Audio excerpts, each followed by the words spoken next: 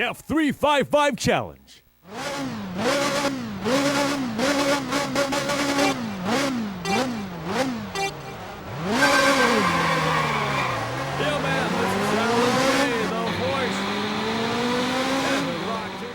When it comes to must-own titles on the Dreamcast, you can't have that conversation or make that list without talking about Ferrari F355 Challenge, the fantastic simulation racing game released by Sega for the Dreamcast back in 2000.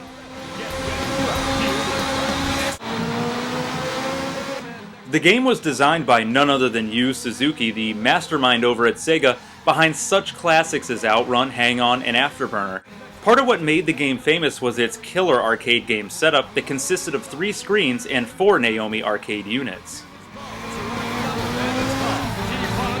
It also featured a full-on 8-shaped gearbox and 3 separate foot pedals for the maximum amount of realism, and not only did it just show you the front perspective, but the dual screens also showed you both sides.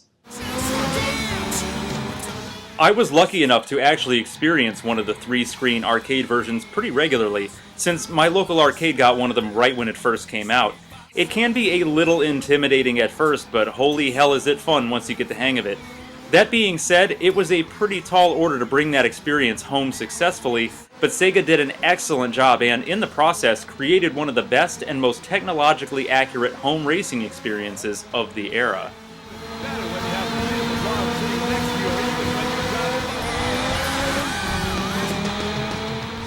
On paper, F355 Challenge sounds pretty basic, but there's quite a bit of substance here, much more than the arcade version that it's based on. The only car you can drive in this game is the F355, and that may sound like kind of a bummer, but it's really not, since the car is an absolute blast to drive. In some of the modes, you are allowed the ability to tune your car a bit, change your colors, and your driver details. Speaking of modes, there are quite a few options to choose from. You've got your basic arcade mode, which is essentially just a timed race to the finish against 7 other cars on a track of your choosing. Keep in mind that while playing in arcade mode, you don't have the option of changing any car settings or driver details. This mode is basically just a very direct representation of the arcade experience.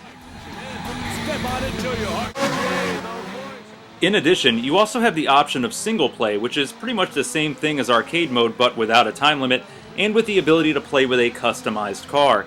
And then there's Championship, where you play across the tracks in order for points that are accumulated by your position at the end of each race.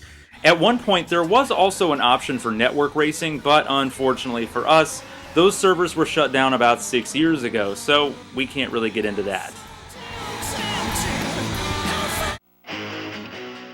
There are 11 total tracks that you can race on in the Dreamcast version of the game, which include 5 unlockable tracks that can be obtained through various means, like finishing in certain positions, utilizing a password, or driving a certain amount of distance.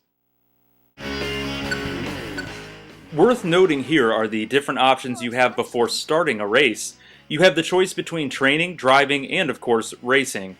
Training consists of driving the track complete with voice guidance and a line driving guide to help you kind of get familiar with the handling of the car and the track itself. Driving mode is pretty much the exact same thing, minus the guidance and the other racers on the course, so it really exists to just sort of give you a feel of things. Once you select race, it's a balls-out race to the finish line against 7 other F355s who want it just as bad as you do. The AI in this game is impressive. They will drive aggressively without being too overly computerized in nature, and will stay with you throughout the entirety of the race. F355 Challenge isn't so much about placing first in every race, mind you, but about mastering the technique of navigating around the courses gracefully. Congratulations. It's not like playing Daytona USA or even Sega Rally. I get an honest sense of satisfaction in F355 Challenge, even from placing 3rd or 7th, as long as it was a solid race through a challenging course with as little mistakes as possible. There's something to be said, too, about the exceptional design of the game when its difficulty can be formidable and not ever become too frustrating.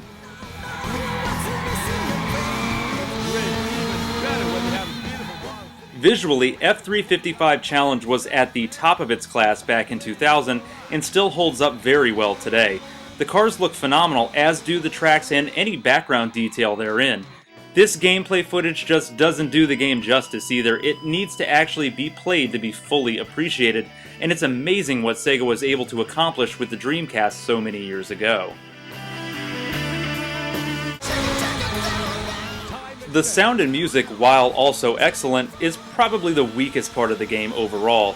Sound effects and background noise is fantastic and very lifelike, but the music gets a bit old after a couple of sittings.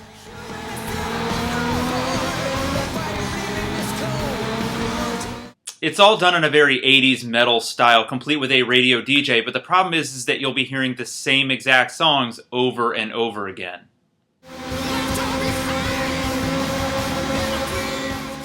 So there you have it, guys. Ferrari F355 Challenge on the Dreamcast is a must-own game for fans of the arcade and pretty much anyone that owns a Dreamcast. It's reasonably priced online and isn't overly difficult to find, and I highly recommend picking it up if you get the chance.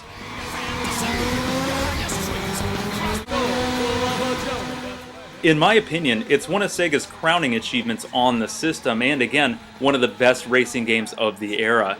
If you're into a lot of Yu Suzuki's other works, I urge you to grab this one. It's most certainly one of his best. It's a true gem from the mind of one of the great game designers of our time. As always, guys, I'd like to thank each and every one of you for watching and subscribing, and until next time, stay classic.